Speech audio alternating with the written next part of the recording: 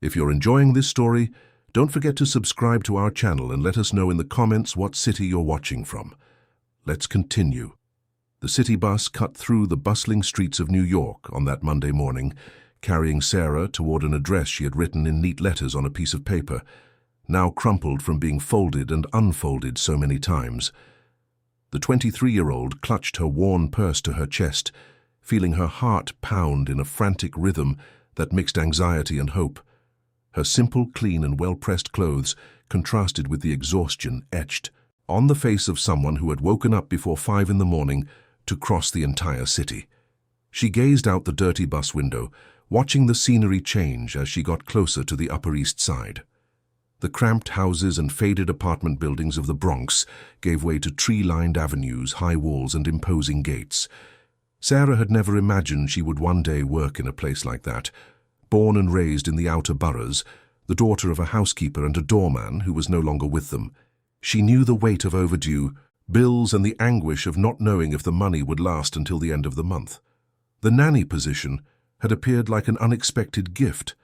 An acquaintance of her mother's worked as a cleaner in a wealthy family's home and heard they were looking for someone to care for a child. Sarah had experience with kids. She had looked after her nieces and nephews since they were little and always had a natural knack for handling them. When she heard about the opportunity, she didn't think twice. She gathered her documents, prepared her references, and went to the interview with the determination of someone who knew this chance could change her life. The interview had been strange. Sarah remembered that day perfectly, 3 weeks ago. She was greeted by a tall, elegant woman with sleek, impeccable hair, wearing a white suit that looked like it had come straight out of a fashion magazine. Veronica Miller introduced herself as the lady of the house and the mother of the boy who needed care. Her blue eyes scanned Sarah from head to toe, analyzing every detail with a coldness that made the young woman feel uncomfortable. The questions were direct and sharp. Veronica wanted to know about her experience, availability, references, and above all about discipline. She repeated several times that the child needed strict boundaries, a structured routine, and someone who wasn't too permissive. Sarah agreed with everything, believing it was just about responsible parenting. After all, she herself had been raised with clear rules and respect for her elders. What stood out most during the interview was the absence of the child's father. Veronica explained that Robert Miller, her husband, was an extremely busy businessman, the owner of an import-export company that required constant travel. He had practically no time to be involved in the details of his son's upbringing, trusting his wife's decisions completely. Sarah found it odd but said nothing. It wasn't her place to judge the family's dynamic. When she was finally hired, Sarah felt a joy that she could barely contain. The salary offered was 3 times more than anything she had ever earned. She could help her mother with expenses, pay off some debts, and even start saving some money. But more than that, she felt important. She would have the responsibility of caring for a child, of being a constant presence in the life of someone who needed her. Now, as the bus made its final turn before her stop, Sarah took a deep breath, trying to calm her nerves. She got off on the wide, tree-lined avenue, looking at the mansions that rose majestically behind high walls and manicured gardens. She checked the address on the paper again and walked 2 blocks until she found the right number. The wrought-iron gate offered a glimpse of an imposing 3-story house with a light-colored facade and large glass windows. She rang the doorbell and waited. Seconds later, Veronica's metallic voice crackled through the intercom asking her to identify herself. Sarah announced her arrival, and the gate buzzed open automatically with a mechanical hum. She walked across the impeccably kept lawn, climbed the marble steps to the entrance, and was greeted by the lady of the house herself. Veronica was even more elegant than Sarah remembered. She wore a grey outfit that flattered her slim figure, her hair pulled back in a perfect bun, her makeup light but flawless.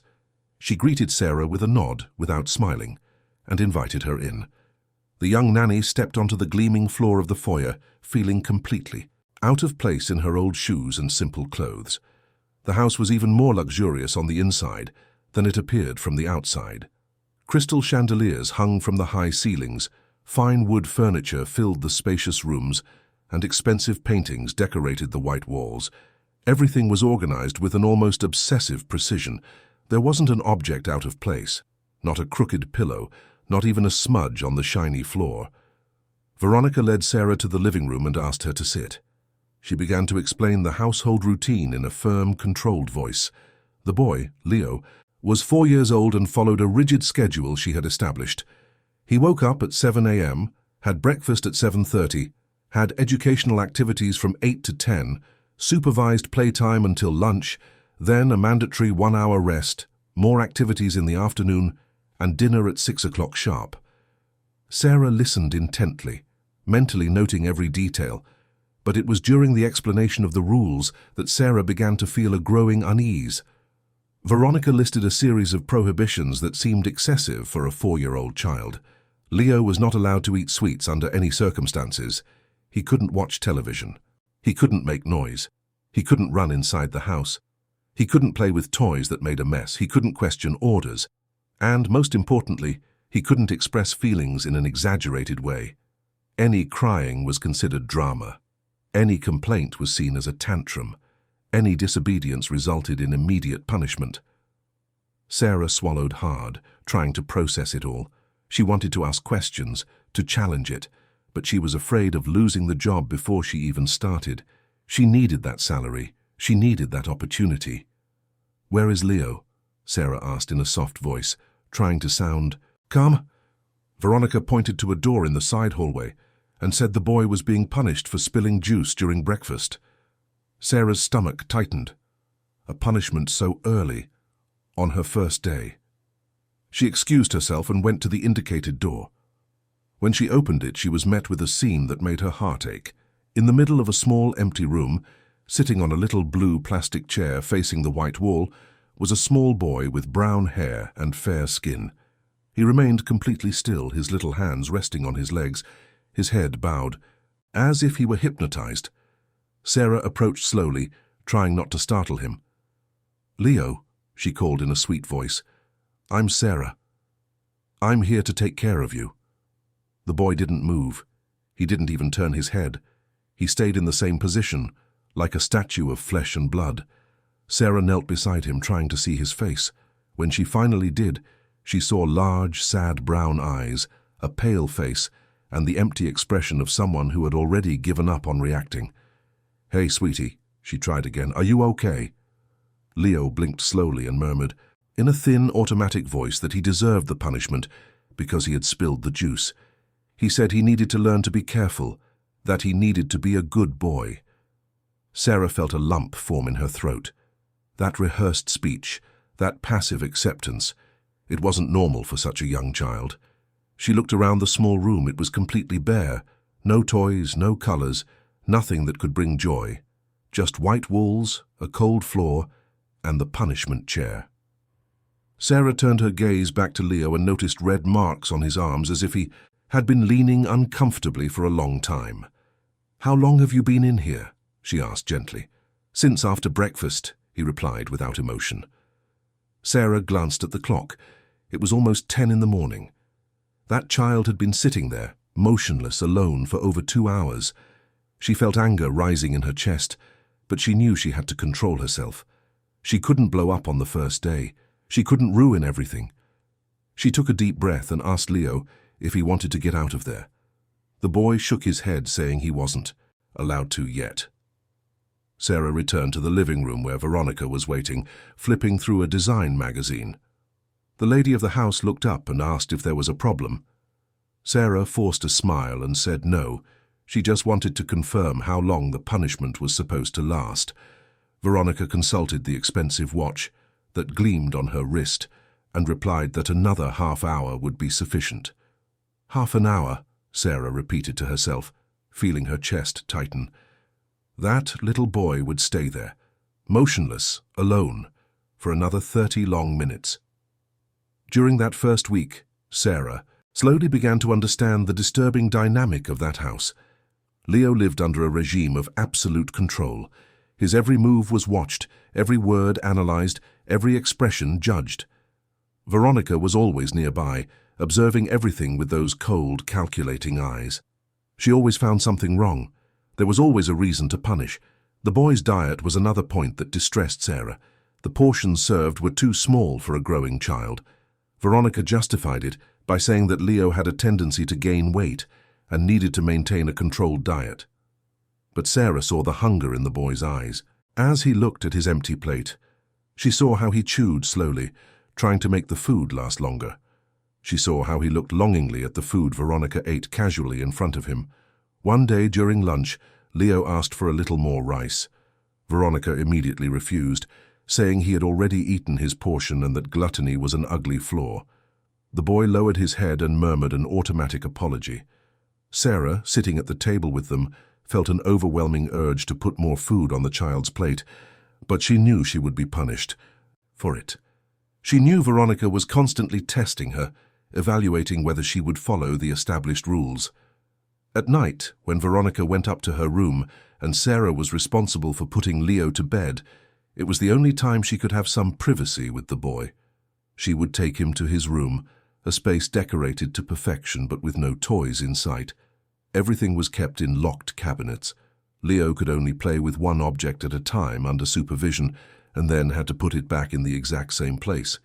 Sitting on the edge of his bed, Sarah tried to talk to him.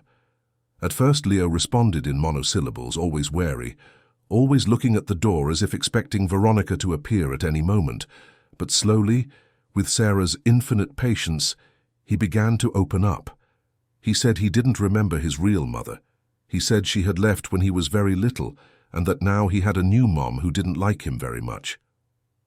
Sarah's heart broke hearing those words. She asked why he thought Veronica didn't like him. Leo looked at her with those big sad eyes and said that real moms gave hugs and kisses. Real moms said they loved their children. Real moms didn't put their kids in time out for every little thing. Sarah held his small hand and said that not all mothers were the same, but that she was there to take care of him and give him all the affection he deserved. From that day on, something changed between them. Leo began to eagerly await the moments when he would be alone with Sarah. It was when he could finally be a kid. Sarah would bring paper and colored pencils hidden in her purse and let him draw. She told him made-up stories about brave princes and kind dragons. She hummed quiet songs that her own mother used to sing to her when she was little. And most importantly, she hugged that little boy with all the tenderness he had never received. Leo responded to the affection like a plant finally receiving water after a long drought. His eyes would light up when he saw Sarah arrive. He would smile shyly when she praised his drawings. He would hold her hand tightly when they walked in the garden during the rare moments Veronica allowed them to go outside. It was as if he were discovering what it meant to be loved, but Veronica's cruelty knew no bounds. Sarah witnessed daily scenes that left her increasingly outraged and powerless. One day, Leo tripped and spilled water on the living room rug. Veronica dragged him by the arms to the punishment room, completely ignoring the boy's desperate apologies. She left him there for 3 hours, without water, without food, without anything. Sarah had to stay in the kitchen preparing lunch, listening to the muffled sobs coming from the hallway, feeling like a coward for not having the courage to intervene. Another time, Leo woke up at night from a nightmare. Sarah was sleeping in the small room in the back for the staff when she heard the child's frightened screams. She ran to his room and found the boy crying desperately, calling for the mother who was no longer there. She tried to calm him, hugged him, told him everything was okay, that it was just a bad dream. But Veronica appeared at the door with a furious expression. She ordered Sarah back to her room and told the boy to stop his melodrama immediately. Leo tried to explain between sobs that he was scared, that the monster from his dream was going to get him, but Veronica wouldn't listen. She said that big boys don't cry, that he needed to learn to be tough, that whining wouldn't solve anything. Sarah saw the desperation in Leo's eyes as the door was closed, and he was left alone in the dark, still trembling with fear. That night, Sarah couldn't sleep. She lay in the narrow bed in the back room, staring at the ceiling, questioning whether she should stay at that job. The money was important, yes. The opportunity was unique, yes. But was it worth being an accomplice to all of this? Was it worth passively watching an innocent child suffer? Was it worth trading her conscience for a paycheck? But every time she thought about leaving, she remembered Leo's little face lighting up when she arrived in the morning. She remembered how he held her hand so tightly, as if he were afraid she would disappear. She remembered the drawings he made for her, carefully hidden under his mattress so Veronica wouldn't find them. If she left, who would protect that little boy? Who would give him the moments of affection that made his life a little less bleak? Sarah made a decision that night. She would stay. But she wouldn't just be another employee following cruel orders. Within the limits of what she could do, she would try to ease Leo's suffering. She would try to be the mother figure he so desperately needed. She would try, little by little, to make him understand that he deserved love and care. The following days turned into a kind of silent game between Sarah and Veronica. The lady of the house watched the nanny's every move, looking for flaws, waiting for slip-ups. Sarah, in turn, learned to be discreet. She kept cookies in her apron pocket and secretly gave them to Leo when Veronica wasn't looking. She invented educational activities that were actually disguised games. She sang softly while helping him get dressed, turning that mechanical moment into something full of affection. Leo began to change subtly. The vacant look in his eyes was being replaced by a shy glimmer of hope. His slumped shoulders started to straighten a little. His weak voice gained a bit more firmness. He began to ask questions about the world. Outside, about what Sarah's house was like, about whether there were other kids who played on the street. Sarah answered everything with patience, opening windows in the imagination of that boy who lived trapped in a gilded cage. It was during a rainy afternoon, when Veronica had gone out for an appointment, that Sarah and Leo had their most special moment yet. They were alone in the house, just the two of them and the housekeeper, who worked in the laundry room and rarely appeared. Sarah took some bedsheets and built a fort in the living room, something that would never have been allowed if Veronica were there. Leo looked at the makeshift structure with wide eyes, as if he were seeing a real castle. "You can go in," Sarah said, smiling. "It's our secret fort."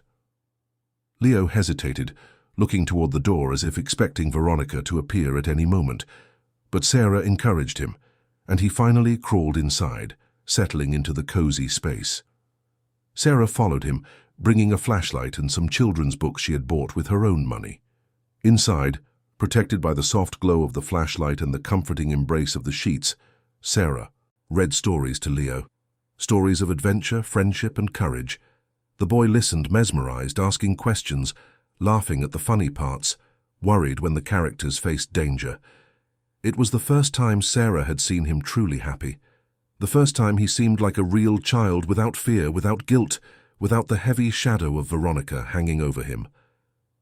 When it was time to take down the fort before Veronica returned, Leo hugged Sarah tightly and whispered that he liked her very much. He said she was his favorite person in the whole world. Sarah felt tears well up, in her eyes, but held them back.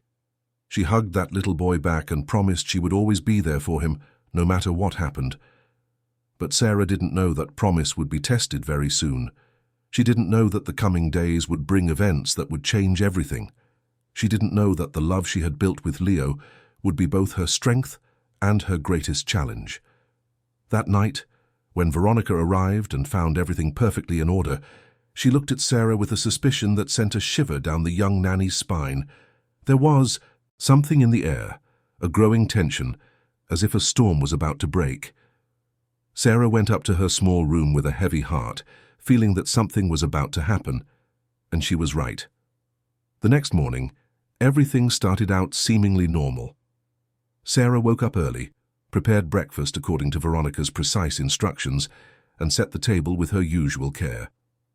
Leo came down the stairs with his slow, careful steps, wearing the light blue pajamas Veronica had chosen. His little face still bore the marks of sleep, his eyes puffy from crying during the night. "Good morning," Sarah said softly, opening her arms. Leo glanced quickly at the kitchen door, checking if Veronica was nearby, and then ran into her embrace. Sarah lifted him off the ground and held him tight against her chest, feeling the thin, fragile little body in her arms. "Did you sleep well?" she asked, already knowing the answer. Leo shook his head and murmured that he'd had nightmares again. Sarah placed him in his chair at the table, adjusted the cushion behind his back, and served the warm oatmeal that Veronica had approved for breakfast. Leo ate slowly in silence while Sarah watched his every move with a heavy heart. She wished she could give him a real breakfast, with warm toast, cheese, ham, fresh juice, fruit. But she knew that any deviation from the established menu would result in severe consequences. It was at that moment that Veronica entered the kitchen. She was impeccable as always, wearing a beige outfit that looked freshly pressed, her hair in a sleek ponytail, her light makeup enhancing her fine features. She greeted Sarah with a cold nod and watched Leo eat without showing any affection. The boy grew even more tense, chewing with extra care, his little hands trembling slightly as he held the spoon. Sarah noticed that something was different about Veronica's demeanor. There was a restrained irritation in her gestures, an impatience in her movements. The lady of the house tapped on her phone with excessive force, sighed loudly, and drummed her perfect nails on the marble countertop. Sarah exchanged a worried look with Leo, who had stopped eating and was watching the scene with obvious fear. Then it happened. Leo, nervous from Veronica's tense presence, let the spoon slip from his small hands. The utensil clattered on the floor with a metallic sound that echoed through the silent kitchen. Oatmeal splattered on the clean floor, forming small beige spots. Time seemed to freeze for an eternal second. Veronica turned slowly, her blue eyes fixed on the boy. Leo turned pale, his lips trembling, tears already forming in the corners of his eyes. "I'm sorry," he whispered in a shaky voice. "It was an accident. I'm sorry." Sarah took a step forward, trying to intervene, but the expression on Veronica's face made her stop. The lady of the house walked toward Leo with calculated steps, each movement charged with a cold, controlled fury. She grabbed the boy by the arm with force, making him let out a whimper of pain. "You are a disaster," she said in a low but cutting voice. "You can't do anything right. You can't even hold a spoon. It's pathetic." Sarah felt rage explode inside her. She couldn't stay silent anymore. She couldn't pretend she didn't see. "Mrs. Miller, please," she said in a firm voice. "It was just an accident. He's a child." Veronica turned to her with an icy expression that made Sarah involuntarily take a step back. "You were not hired to have an opinion," Veronica replied with disdain. "You were hired to obey, and now you will be quiet while I handle my stepson's education." Sarah clenched her fists, her nails digging into her palms, but said nothing more. She knew if she continued, she would be fired on the spot, and if she left, who would protect Leo? Veronica dragged the boy to the punishment room. Leo cried softly, apologizing over and over, promising he would never drop anything again. Sarah followed them, helpless, her heart breaking at the sight. When they reached the empty room, Veronica pushed Leo inside and pointed to the chair. "Sit and stay there until I say you can leave. And stop crying now. Big boys don't cry over silly things." Leo shuffled to the chair, wiping his tears with the back of his hands. He sat in the now familiar position, back straight, little hands on his knees, face turned to the white wall. Sarah saw the resignation in his small shoulders, the painful acceptance of his cruel fate. She wanted to run to him, hug him, get him out of there. But Veronica stood at the door watching everything with those cold eyes. "Go back to the kitchen and clean up that mess," Veronica ordered Sarah. "And don't you dare question my decisions again. This is your final warning." Sarah swallowed hard and nodded, leaving the room on shaky legs. She heard the door being locked behind her and the click of the key turning. Leo was trapped in there alone in the dark. As she cleaned the kitchen floor, Sarah felt tears streaming down her face. She was ashamed of herself, ashamed for not having the courage to confront Veronica, ashamed for putting her job above a child's well-being, ashamed for being a coward. But at the same time, she knew that if she got fired now, the next nanny could be even worse. It could be someone who didn't care, who didn't give secret affection, who didn't ease Leo's suffering. The day dragged on, heavy and silent. Veronica left for another of her social engagements, leaving instructions for Leo to remain in timeout until lunchtime. 4 hours. 4 hours locked in that empty room, alone, paying for an accident that any 4-year-old would make. Sarah prepared lunch mechanically, her hands trembling, her mind restless. When the clock finally struck noon, she ran to the small room. She unlocked the door with the key Veronica had left and went inside. Leo was still in the same position, but now his eyes were red and swollen, his face stained with dried tears, his body trembling slightly. Sarah approached slowly and knelt in front of him. "It's over, sweetie," she said, her voice choked with emotion. "You can come out now." Leo looked up at her, and Sarah saw something she had never seen before in that little face. It wasn't just sadness, it wasn't just fear, it was a kind of deep resignation, as if something inside him was slowly being extinguished, as if he were beginning to believe he really deserved all of this. In that moment, Sarah made a decision. It didn't matter what happened. It didn't matter if she lost her job. It didn't matter if Veronica hated her. She had to do something. She had to protect this boy. She had to be the voice he didn't have the courage to use. She had to fight for him, even if it meant fighting against all the power and money of the Miller family. She held out her arms, and Leo threw himself into them with desperate force. He clung to Sarah's neck as if he were drowning, and she was his only lifeline. Sarah held him tightly, stroking his hair, whispering words of comfort. She promised softly, just for him to hear, that she would protect him, that he wasn't alone, that there was someone who truly loved him. Leo cried for long minutes in her arms, releasing all the pain, all the fear, all the accumulated loneliness. Sarah let him cry, knowing those tears were necessary. When the sobs finally subsided, she gently wiped his face and said they needed to go down for lunch. Leo nodded, still holding her hand tightly, as if afraid she would disappear if he let go. They went down the stairs together, hands intertwined, and Sarah felt a new determination growing inside her. She didn't know how, she didn't know when, but she was going to find a way to get Leo out of that situation. She was going to find a way to make Robert Miller see what was happening right under his nose. She was going to find a way to give that little boy the childhood he deserved. What Sarah didn't know was that the next few days would bring events that would test her courage in ways she never imagined. She didn't know that the love she felt for Leo would be put to the test. She didn't know that she would have to make impossible choices, face paralyzing fears, and risk everything she had for someone she barely knew but already loved, as if he were her own son. The days following the spoon incident were marked by a constant tension that hung over the mansion like a heavy cloud. Sarah felt Veronica watching her even more closely, analyzing every gesture, every word, waiting for the slightest slip-up that would justify firing her. The lady of the house had made it clear that a zero-tolerance policy would be applied to any questioning of her authority. Sarah woke up every morning with a knot in her stomach, put on her simple uniform, and went downstairs knowing that each day would be a silent battle.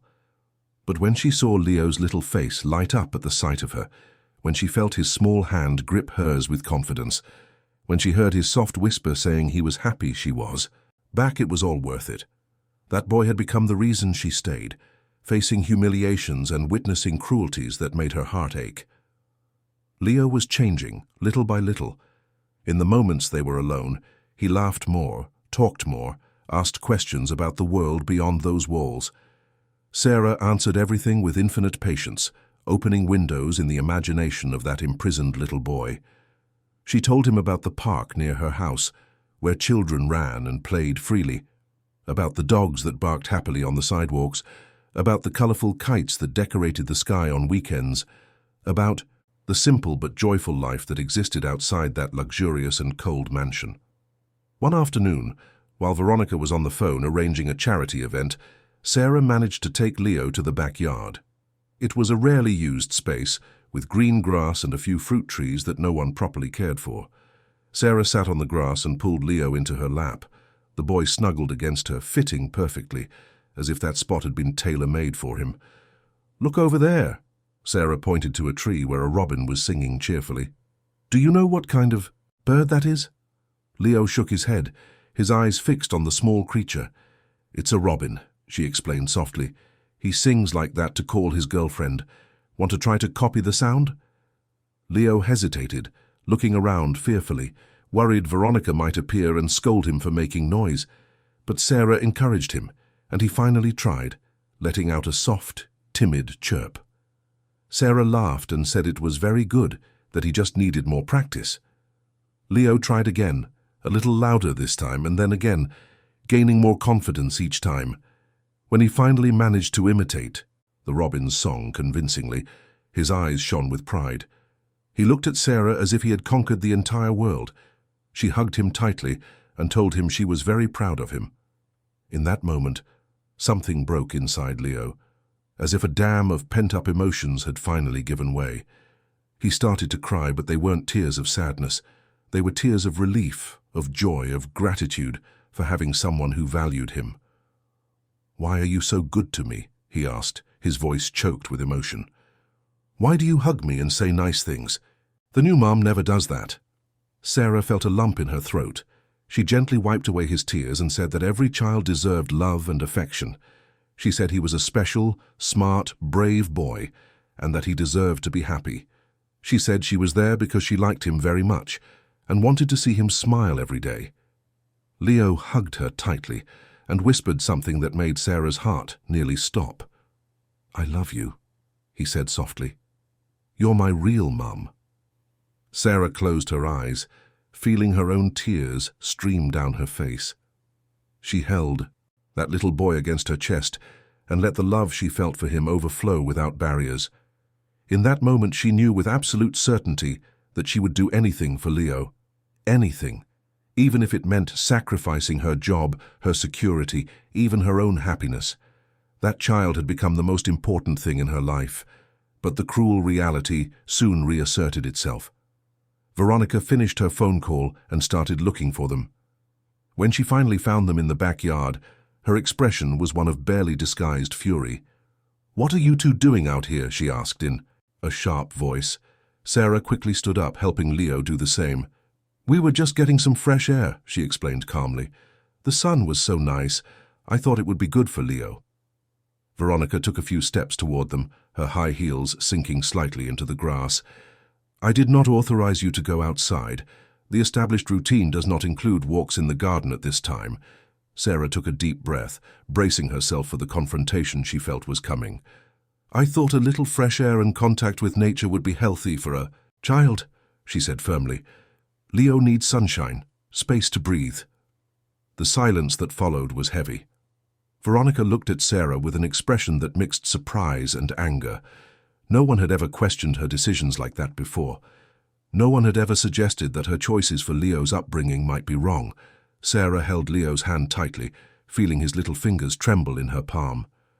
"You are overstepping your bounds," Veronica finally said, her voice low but laced with a threat. "Again." Sarah opened her mouth to reply, but Leo spoke first. With a courage that surprised even Sarah, the boy took a step forward and said in a trembling but determined voice that he liked being in the garden with Sarah, that she was nice, that she made him happy. Veronica's face went pale. Her blue eyes flashed with a coldness that made Sarah instinctively pull Leo behind her. The lady of the house walked toward them with slow, calculated steps, each movement charged with restrained fury. When she was just inches away, she bent down to Leo's level and said in a measured voice that he was being rude, that children did not have opinions on adult matters, that he needed to learn his place. Sarah felt rage boil inside her. She couldn't hold back any longer. "Mrs. Miller, please," she said firmly. "He's just a child. He's expressing his feelings. There's nothing wrong with that." Veronica slowly stood up and fixed her eyes on Sarah. "You're fired," she said with icy simplicity. "Get your things and leave my house, now." Sarah's world collapsed. She knew this moment would come, but she didn't expect it to be so soon. Not like this. Not yet. She looked at Leo and saw panic take over his little face. The boy began to cry desperately, clutching Sarah's skirt with both hands, screaming that he didn't want her to go, that she couldn't leave, that he needed her. Veronica tried to pull Leo away from Sarah, but the boy clung on even tighter. Sarah knelt and hugged the child with all the love in her heart. She whispered in his ear that everything would be okay, that she would never forget him, that he was very special and strong, but the words sounded empty even to her. How could she leave him here, knowing what awaited him? Veronica had to call the housekeeper to help separate Leo from Sarah. The boy screamed, cried, and thrashed in a display of heart-wrenching desperation. Sarah was practically dragged into the house, tears streaming freely down her face as Leo's cries echoed through the garden. "Don't go," he screamed between sobs. "Please don't leave me, Sarah, please." Veronica pushed Sarah inside the house and ordered her to get her things immediately. The young nanny climbed the stairs on shaky legs, each step feeling like lead. She reached the small back room and looked around, her few clothes hanging in the narrow closet. The Bible her mother had given her on the simple nightstand. The photo of her with her family taped to the wall. This small space had been her home for the past few weeks. Sarah gathered everything mechanically, placing each item in the old bag she had brought on her first day. Her movements were automatic, her brain unable to fully process what was happening. When she finished, she sat on the edge of the bed and let the sobs come with full force. She cried for Leo, for his stolen childhood, for the suffering he would still face. She cried for herself, for her powerlessness, for failing to protect him. From downstairs she could still hear Leo's muffled screams, Veronica's voice ordering him to stop the melodrama, the sound of a door slamming shut. Then, silence. A heavy, agonizing silence that was worse than any scream. Sarah imagined Leo locked in the punishment room, alone, crying, feeling abandoned by the only person who had shown him love. She went downstairs carrying her bag, her heart as heavy as a stone. Veronica was waiting for her in the foyer, arms crossed, her expression cold and indifferent. "Here's your pay for the days you worked," she said, holding out an envelope. Sarah took it without looking, without counting, without caring. The money meant nothing at that moment. Veronica opened the door and gestured for her to leave. "And don't try to contact the family," she added. "Don't try to find Leo. If you do, I will take appropriate legal action." Sarah walked through the door without a word. There were no words. There was nothing that could be said. She descended the marble steps she had climbed full of hope weeks ago.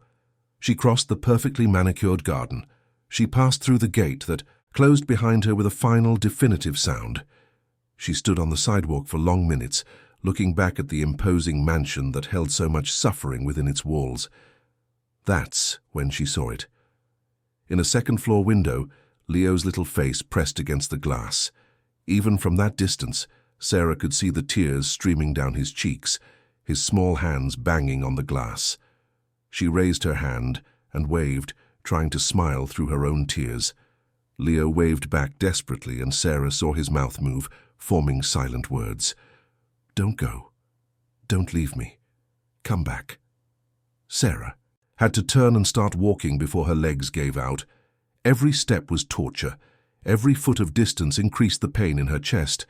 But she kept walking, one foot in front of the other, until the mansion was behind her, and she could no longer see the window where Leo was crying. She took the bus back home in a state of shock. She sat on the hard, dirty seat, staring out the window without really seeing anything. Her mind was trapped in that mansion, with that little boy who had stolen her heart in such a short time.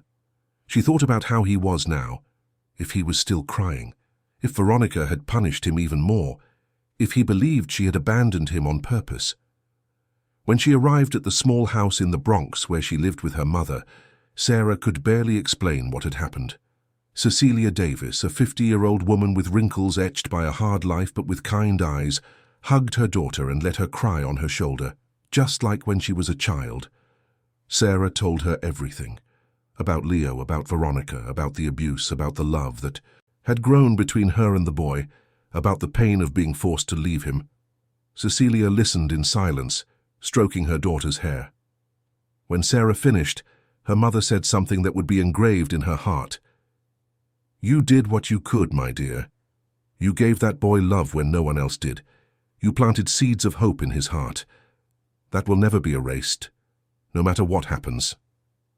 Sarah wanted to believe those words. She wanted to believe she had made a difference. But the guilt consumed her. The days that followed were the hardest Sarah had ever faced. She tried to find another job, but the lack of a reference from her last one made everything difficult.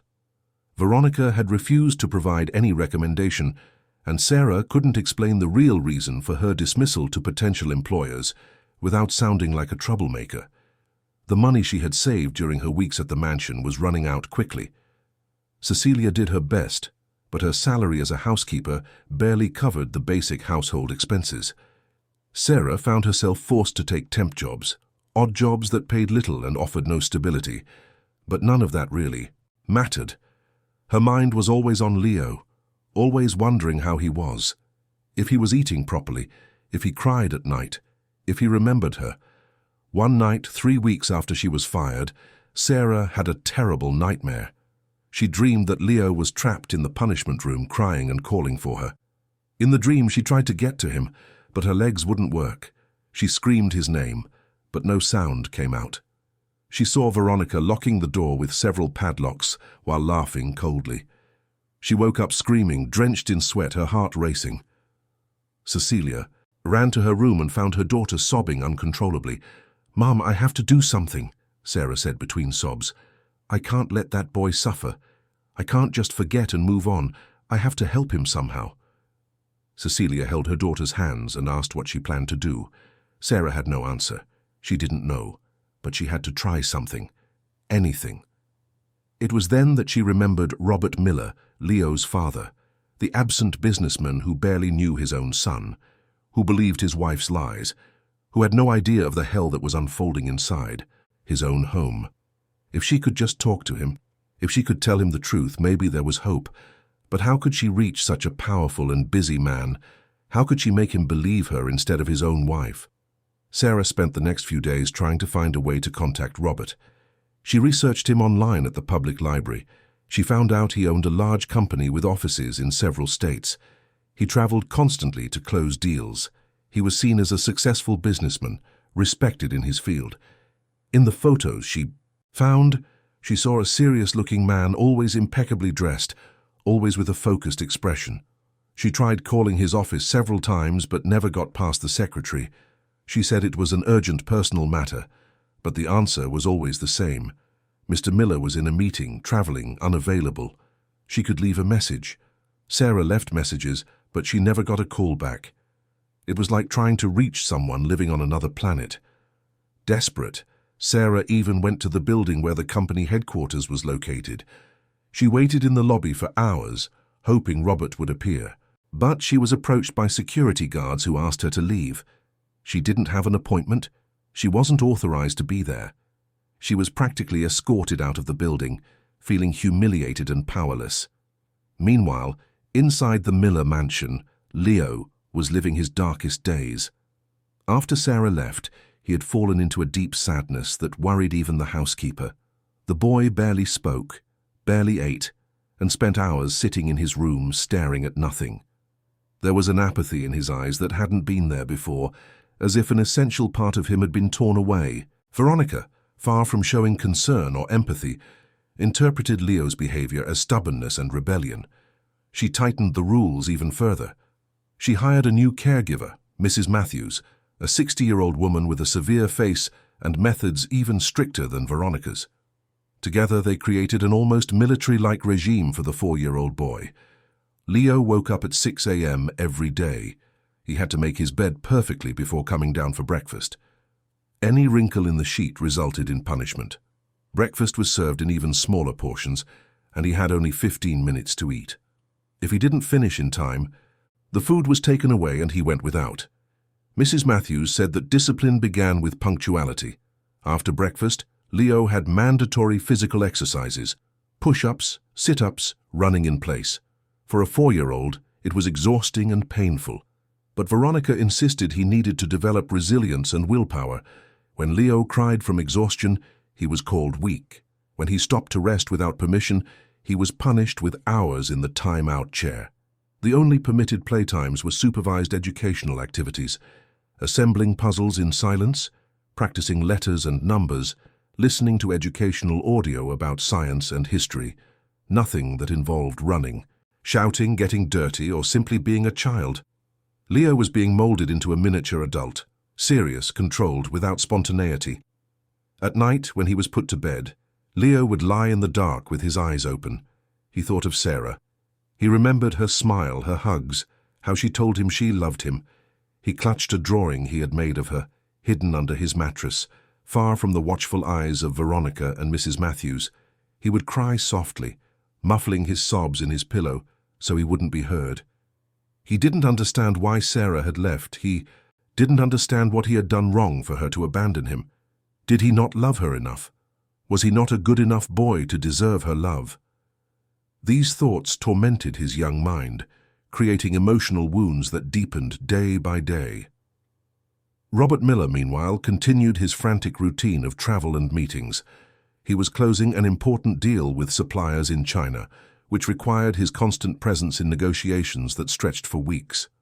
When he called home, he spoke briefly with Veronica, who always said everything was fine, that Leo was developing properly, that the new caregiver was doing an excellent job. Robert believed everything. He trusted his wife blindly. After all, she had always seemed organized, responsible, and committed to her stepson's education. He never suspected that behind that facade of perfection lay a cold, calculated cruelty. He never imagined that his son was suffering inside his own home, silently crying out for help that never came. Once, during a quick call between meetings, Robert asked if he could speak to Leo. Veronica hesitated for a second before saying the boy was doing homework and couldn't be interrupted. Robert accepted the explanation without question, promising to call back at another time.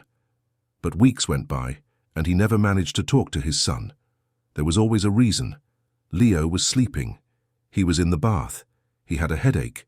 He was in time out for misbehaving. Sarah, desperate in her small house in the Bronx, didn't give up trying to help Leo. She wrote a detailed letter explaining everything she had witnessed at the mansion. She described the excessive punishments, the food deprivation, the emotional coldness, the psychological abuse. She poured her soul into those words, hoping Robert would finally see the truth. She mailed the letter to his business address, praying it would reach the right hands. But the letter never reached Robert. It was intercepted by his secretary, who had instructions from Veronica to filter any correspondence related to the former nanny. The letter was thrown in the trash without the businessman ever knowing of its existence. Sarah waited for weeks, waited for a response, for a sign that her message had been received. But nothing happened. Silence was her only answer. The frustration and powerlessness weighed on Sarah like an unbearable burden. She felt she was failing Leo with each passing day. She watched time slip by and imagined the boy suffering, feeling abandoned, believing no one loved him. The guilt ate away at her, stealing her sleep, her peace, her joy for life. Cecilia watched her daughter wither emotionally and decided to take action. She talked to acquaintances, called in favors, and activated a network of contacts she had built over years of working in people's homes. Finally, she got the personal phone number of someone who worked in Robert's office, a cleaning lady who cleaned the executive floors of the company and who, it was said, had access to privileged information. Sarah called the woman with her heart pounding.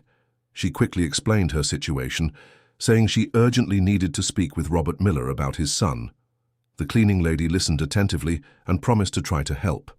She said that Robert usually arrived at the office very early, before everyone else, to work in peace. If Sarah wanted to try to approach him in person, that would be the best time. The next morning, Sarah woke up before sunrise.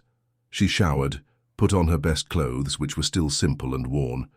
She caught the first bus, crossed the entire city, and arrived at the office building at 5:30 in the morning. The sun hadn't fully risen yet. The downtown streets were deserted, with only a few workers beginning their day. Sarah waited, hidden behind a pillar, watching the entrance to the building. At 6 o'clock sharp, she saw a luxury car pull up in front. A tall man in an impeccable suit got out. It was Robert Miller. Even from a distance, Sarah recognized the face from the photos she had seen online. She took a deep breath, gathered all her courage, and ran toward him. "Mr. Miller," she called, out, her voice trembling but determined. "Please, I need to talk to you. It's about your son, Leo." Robert stopped and turned to her, his eyes showing surprise and a hint of irritation. "Who are you?" he asked in a firm voice. "I'm sorry, but I don't handle personal requests without an appointment." Sarah took a few more steps toward him, the words tumbling out. "My name is Sarah. I was Leo's nanny. I was fired a few weeks ago. I need to tell you what's happening to your son. He's suffering. He's being mistreated. Please, you have to listen to me." Robert frowned, the irritation giving way to a look of confusion. "Mistreated?" he repeated. "What are you talking about? My wife told me you were fired for spoiling Leo too much, for interfering with his upbringing." Sarah shook her head vigorously. "No, sir, that's a lie. I was fired because I questioned her methods, because I tried to protect Leo from the excessive punishments, the food deprivation, the emotional abuse." Robert's face hardened. "Young lady," he said, his voice controlled but with a hint of a threat, "I don't know what you want, but making serious accusations against my wife is not the right way to go about it. If you have a complaint, use the proper channels. Now, if you'll excuse me, I have work to do." He turned to enter the building. Sarah felt desperation take over. She grabbed the sleeve of his suit, a bold move that surprised even her. "Sir, please," she begged, tears starting to roll down her face. "I'm only asking for 5 minutes. 5 minutes to tell you what I saw. After that, you can decide whether to believe me or not. But do it for your son. He needs you. He needs someone to protect him." Robert looked at the young woman in her simple clothes, her face marked by exhaustion, her eyes full of tears. There was something in the intensity of her gaze, in the sincerity of her desperation, that made him hesitate. Against his better judgment, against all the rules he had set to keep his distance from fired employees, he nodded. 5 minutes, he said curtly. "In my office. But if this is a waste of my time, I will take legal action." They rode the elevator up in silence. Robert kept a cautious distance, watching Sarah from the corner of his eye. She was nervous, her hands trembling slightly, her breathing shallow. When they reached the executive floor, he led her to a spacious office with a view of the city. He sat behind an imposing desk and gestured for Sarah to take a chair. "So," he said, crossing his arms, "you have 5 minutes. Start." Sarah took a deep breath and began to tell him everything. From the first day, when she found Leo sitting in the time-out chair for hours, the punishments for minor accidents, food being used as a weapon, Veronica's coldness, the denied hugs, the ignored basic needs, the constant fear in the boy's eyes. She spoke of how Leo didn't know affection, didn't know warmth, didn't know love, how he had become attached to her because she was the first person to treat him with tenderness, how she was fired precisely for trying to protect him, for questioning methods she considered abusive. The words came out in a rush, charged with emotion, as tears streamed down her face. Robert listened in silence, his expression gradually changing. The initial irritation gave way to a growing concern. When Sarah finished, he was silent for several long seconds, processing everything he had heard. He ran a hand over his face, a gesture of weariness and unease. "These are very serious accusations," he finally said in a low voice. "You understand that, right? You're accusing my wife of emotionally abusing my son. Do you have any proof of what you're saying?" Sarah lowered her head. "I don't have any concrete proof, sir. I didn't record anything. I didn't take any pictures. I only have my word and my conscience, which won't let me rest. I know what I saw. I know what I experienced in that house." Robert stood up and walked to the window, looking out at the waking city below. He remembered the last few times he had seen Leo. The boy had been quieter, more withdrawn. He had attributed it to a phase of growing up, a natural process of maturing. But what if there was something more? What if this young woman was telling the truth? On the other hand, Veronica had always been a devoted wife, meticulous with the details of the house, committed to Leo's education. She had taken on the responsibility of raising his son when the biological mother tragically left. She had sacrificed part of her freedom to be present in the boy's life. How could he believe she was capable of the things Sarah described? He turned back to Sarah, who remained seated with her shoulders slumped, her hands clasped in her lap. "I need to think about this," he said cautiously. "I need to investigate. I can't just believe accusations without any foundation. You understand?"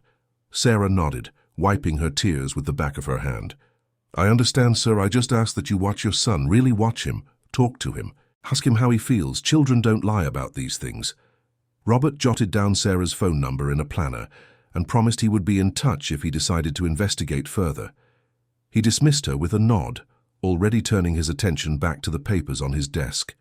Sarah left the office not knowing if she had accomplished anything or if she had just wasted her only chance to help Leo. She walked down the stairs slowly, her body heavy with emotional exhaustion. Outside the building, the sun was fully up, illuminating the bustling streets. Sarah walked to the bus stop feeling empty. She had done everything she could. Now all that was left was to wait and pray that Robert would do the right thing. Robert stayed in his office for hours, unable to concentrate on his work.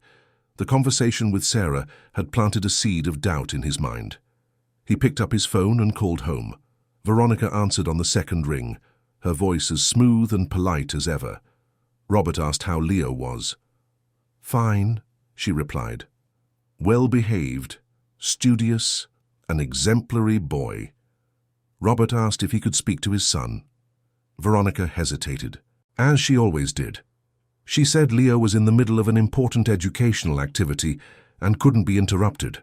Robert insisted, "I need to speak with him now. It's important." Veronica sensed the firm tone in her husband's voice and agreed, though reluctantly. A few minutes later, Leo's thin voice came on the line. "Hi, Daddy." Robert's heart clenched, hearing that little voice, which sounded even more fragile than he remembered. "Hi, son. How are you?" "Fine, Daddy." "Is Veronica taking good care of you?" "Yes, Daddy." "Are you eating well?" "Yes, Daddy." "Are you playing, having fun?" "Yes, Daddy." The answers were mechanical, automatic, as if being read from a script. Robert tried asking more specific questions, but all the answers were short and generic. He felt something was wrong but couldn't pinpoint what it was. Was it just his imagination influenced by Sarah's words, or was there really something he wasn't seeing? He decided he would go home that weekend, earlier than planned. He wanted to observe Leo himself, spend time with him, try to understand what was really going on. He informed Veronica of his decision. She was visibly uncomfortable but tried to hide it. "What a wonderful surprise," she said with a forced cheerfulness. "Leo will be so happy to see you." But Robert noticed the hesitation.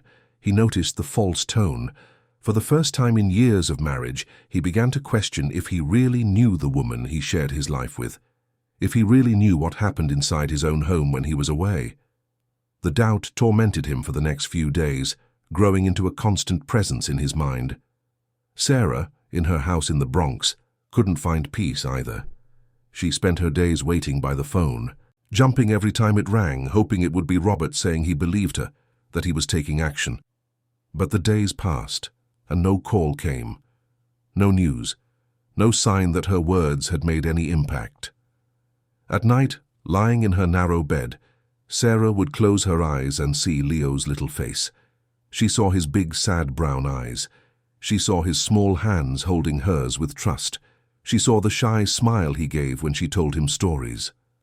The longing was a physical ache, as if something inside her had been ripped out.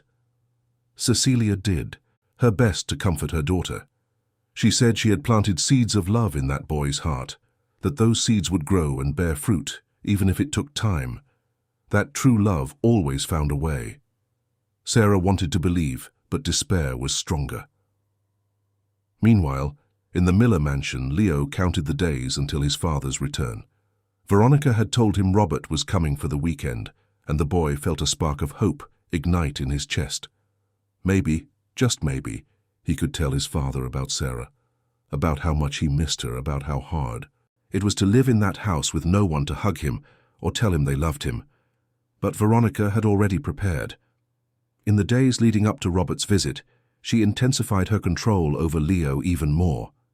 She rehearsed with him the answers he should give if his father asked questions. She made it clear that any complaint, any mention of Sarah, any sign that he wasn't happy would result in severe punishment as soon as Robert left. Leo, though small, understood the implicit threat perfectly. He knew his father would only stay for a few days and then go back to his travels. He knew he would be left alone again with Veronica and Mrs. Matthews. He knew that anything he said now would be held against him later, when there was no one to protect him. On Thursday night, The eve of Robert's arrival, Leo lay in bed and pulled the drawing he had made of Sarah from under his mattress. He looked at the simple figure, scribbled with colored pencils on crumpled paper. They were just childish lines trying to recreate the face he loved so much, but to him it was a treasure. It was his connection to the only true love he had ever known. He clutched the drawing to his chest and closed his eyes. He said a silent prayer, using the simple words a 4-year-old could form. He asked for Sarah to be okay, for her not to have forgotten him, for one day somehow they could be together again. He didn't know that his prayer was about to be answered in a way he could never have imagined. Friday dawned cold and overcast. Robert woke up early in his downtown apartment, packed his bags and headed to the mansion. The entire drive he thought about the conversation he'd had with Sarah days ago. He thought about her words, the sincerity in her eyes, the desperation in her voice. He also thought about Veronica, her always controlled demeanor, her impeccable manners, her apparent dedication. Who was telling the truth? Who was lying? Robert no longer knew who to believe, but he was determined to find out. This visit would be different. This time he would really watch, really pay attention, really try to see beyond the carefully constructed appearances. When the car stopped in front of the mansion's gate, Robert took a deep breath. He didn't know exactly what he would find inside. He didn't know if his suspicions would be confirmed or if he would discover he had been unfair to Veronica. What he didn't imagine was that the next few days would reveal truths that would change his life forever, truths that would make him question everything he thought he knew about his family. Robert parked in the garage and took a deep breath, bracing himself for what was to come. After his conversation with Sarah, those white walls seemed to hide dark secrets. Veronica greeted him at the door with her perfect smile. "Robert, what a wonderful surprise." Robert responded mechanically. "Where's my son?" "In his room doing his homework." Homework on a Friday afternoon when his father had just arrived. He went up the stairs quickly. He found Leo hunched over a handwriting workbook, with Mrs. Matthews watching sternly. The boy didn't even look up. "Leo," he called. "It's me, Dad." The brown eyes that lifted were dull, empty, with dark circles that shouldn't be there. "Hi, Daddy," Leo said softly, turning back to the workbook as if waiting for permission to stop. Mrs. Matthews stood up. "The boy still has half an hour of homework before his break." Robert felt a surge of anger. "He's 4 years old. He should be playing." Veronica tried to intervene, but Robert cut her off. "Leo is going to play now. This is my house, and this is my son. Please leave." When they were alone, Robert knelt. "Son, look at me. Are you happy here?" Leo hesitated, trying to hold back tears. "Yes, Daddy." But his eyes told a different story. "You can tell me the truth. I promise nothing bad will happen." The tears rolled. "I miss Sarah. She used to hug me and tell me she loved me. The new mom doesn't like me. I try to be good, Daddy. I try really hard. But it's never enough." The words came out in a desperate torrent about punishments, hours in the chair, hunger, fear. Robert hugged his son, feeling the small, thin body tremble. "I'm sorry I wasn't here, but that's going to change, I promise." Robert went downstairs and found Veronica calmly flipping through a magazine. He told her he had to travel the next day for a week. That night, he hired a technician who installed discreet cameras throughout the house. The next day, he pretended to leave, but rented a hotel room and began to monitor everything. He saw Veronica deny Leo water. Mrs. Matthews force him through exhausting exercises. The boy tied to the chair for hours. Robert watched with tears of rage. How had he been so blind? On the third night, Leo woke up screaming from a nightmare. Veronica dragged him to the punishment room and locked him in the dark. Robert heard every sob. "Mommy, please, I'm scared." He couldn't take it anymore. He drove like a madman back to the house at 3 in the morning. He entered silently and ran to the small room. He unlocked the door with trembling hands. Leo was tied to the chair, crying. "Daddy, you came back." Robert untied him. "I'm back, and I'm not leaving again. Ever." He carried his son to the master bedroom and stayed with him all night. When morning came, Veronica found Robert in the kitchen making pancakes for Leo. "What are you doing here?" she asked, tense. "I canceled the trip." Sit down. He took out his laptop and showed her the recordings. Veronica grew paler with each scene. Are you going to try and tell me this is education? Robert asked with contained fury. Locking a child in the dark after a nightmare? Denying him food and water? Veronica tried to justify herself. It was for his own good. Discipline. Robert slammed his fist on the table. He's 4 years old. He should be playing, not living in terror. I want you out of my house. Today. My lawyer will be in touch about the divorce. I have all the proof I need. Half an hour later, Veronica was gone. Leo asked if Sarah could come. Back now. Robert smiled. I'm going to get her. That same day, he drove to the Bronx and found the small house. Cecilia Davis answered the door, suspicious. I'm Robert Miller. I'm looking for Sarah. It's about Leo. Sarah appeared and froze when she saw him. Mr. Miller, is Leo okay? Robert took a step forward. He's okay now, thanks to you. You were right about everything. I installed cameras and saw it with my own eyes. Veronica is out of our lives. Leo asked for you. Sarah, I came to apologize and to beg you to come back. He needs you. I need you. Sarah burst into tears. Of course I'll come back. I never stopped thinking about him. When can I see him? Robert smiled. Right now. At the mansion, Robert called for Leo. There's someone here to see you. The boy appeared at the top of the stairs and stood paralyzed when he saw Sarah. Then, shouting with joy, he ran down. Sarah! Sarah, you're back! She knelt, and he threw himself into her arms with all his might. They hugged, crying and laughing. I knew you'd come back. I prayed every day. I'm never leaving again. Never again, I promise. In the following months, the mansion was transformed. Sarah cared for Leo with complete freedom. Mornings began with hugs and kisses, hearty breakfasts, and afternoons at the park. Leo blossomed, recovering his stolen joy. Robert, now more present, watched Sarah treat Leo like her own son, and slowly he realized he was falling in love with her. 3 months later, a psychologist evaluated Leo. The trauma was severe, but the loving environment was accelerating his recovery. Keep doing exactly what you're doing. Unconditional love is the best medicine. Leo continued to transform. One day, he called Sarah Mom for the first time. Mom, look what I made, Sarah cried. You can call me Mom whenever you want. So you're my mom now, forever. Forever. That night in the garden, Robert confessed, These last few months have been the best of my life. You're the mother Leo chose, and you've become the woman I love. Sarah, will you marry me? She cried. Yes, I love you too. It would be the greatest honor. When they told Leo, he exploded with joy. You're getting married?